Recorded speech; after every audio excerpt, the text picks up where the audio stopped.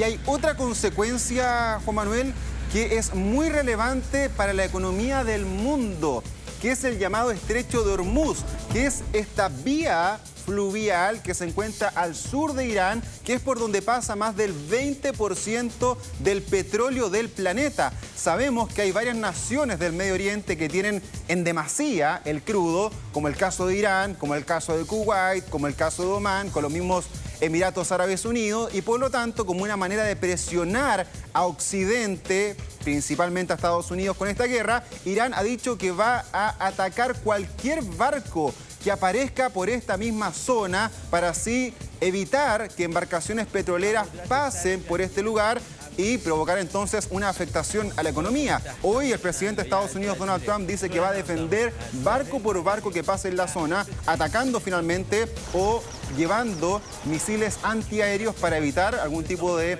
afectación con los misiles iraníes. Ya vamos a explicar cómo funciona el Estrecho de Hormuz con un poquito más de detalle en nuestra gráfica virtual, pero antes, ¿ha cruzado algún barco desde que comenzó este conflicto?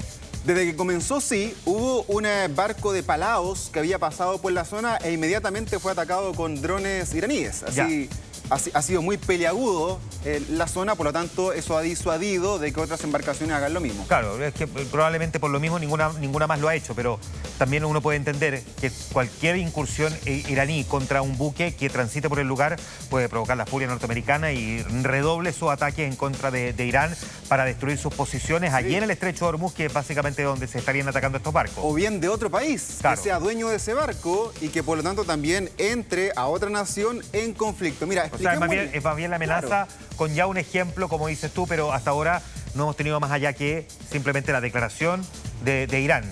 Exacto, y este ataque puntual contra este barco que era de Palaos, que es un país de Oceanía.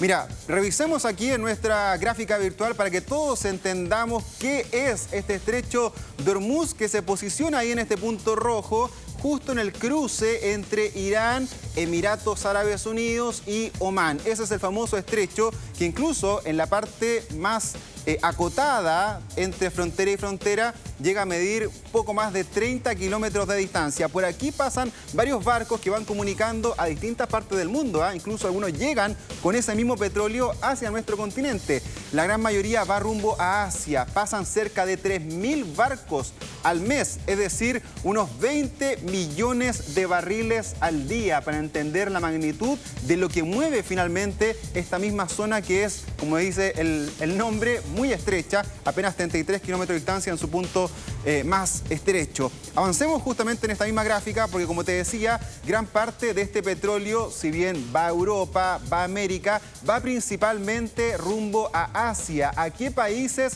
se dirige principalmente este petróleo que sale de esta zona de Medio Oriente? A Japón, a Corea, a Singapur, y puse en amarillo estos dos países. Claro. India y China, que son los más populosos del mundo. 1.300, 1.400 millones de habitantes tiene cada uno de estos países, y hay que poner la atención con China. Porque si China, Juan Manuel, no recibe petróleo, dejan de funcionar sus empresas. Y cuando dejan de funcionar sus empresas, ¿qué pasa? No compran recursos al exterior. Es decir, a Chile, tangencialmente, también le podría tocar que si China no tiene petróleo, no quiere invertir más en cobre. Ahora, uno podría imaginar que respecto de China, Irán va a ser un poco más condescendiente porque ha sido de los pocos países que más bien se ha plegado más hacia la posición iraní, sin salir a defenderlo abiertamente, pero ha sido mucho más crítico a la incursión militar norteamericana e israelí de lo que han sido otros países del mundo occidental, ¿no? Claro, pero cuando hay un bloqueo total, podría darse la posibilidad. No quiero decir que efectivamente Chile va a caer en alguna hecatombe, alguna crisis económica. Nosotros también estamos preparados, tenemos el MEPCO, tenemos otras medidas, pero hay que ponerle atención a estas señales porque podrían provocar algún tipo de efecto dañino, no solamente para nuestro país, sino también a nivel global.